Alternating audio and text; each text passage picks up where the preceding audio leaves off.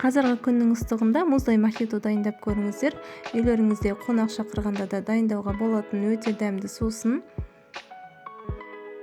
Бізге қажетті заттар: апельсин, лимон және де лайм, біраз көлемде жалбыз және де тоңазытқыштан, яғни морозильниктен шыққан сары ағаш, барбадос сиропы. Барбадос сиропының басқа да дәмдерімен алуға болады. Менде апельсин дәмімен. Осылай лимонның 2 бөлігінен апельсиннің және лаймның 2 бөліктерін қосып,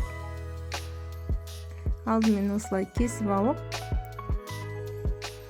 су құятын ыдысымызға құйып аламыз.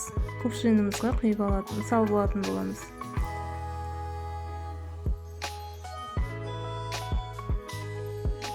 Барбадос сиропының осындай арнайы қақпақшасын жауып ашып аламыз. Дайындап қоямыз және де қолданар алдында міндетті түрде шайқап жібереміз. Осы 2 тілімнен саламыз, одан кейін біраз көлемде жалбыз саламыз. Және сироптан құямыз. Сиропты көз мөлшерімен құямыз, дәмге қарай. Егер де сіз тәтті болғанын ұнатсаңыз, көбірек құйсаңыз болады. Бізде тәттіні қатты ұнатпаймыз, сондықтан кішкене орташа көлемде құятын боламыз. Және сары ағашты осы 1 литр көлемде сары ағаш құямыз.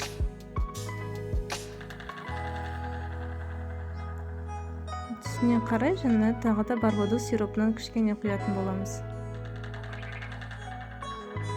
Енді кезекте осы заттарды жақсылап араластырып, сусынымыз бірден дайын болады. Осылай көпіріп тұрғаны жақсы.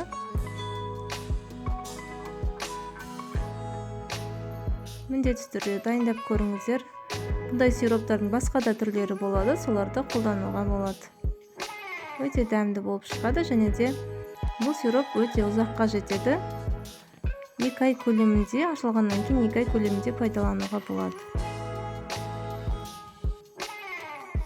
Өте дәмді сусын, дайындап көріңіздер.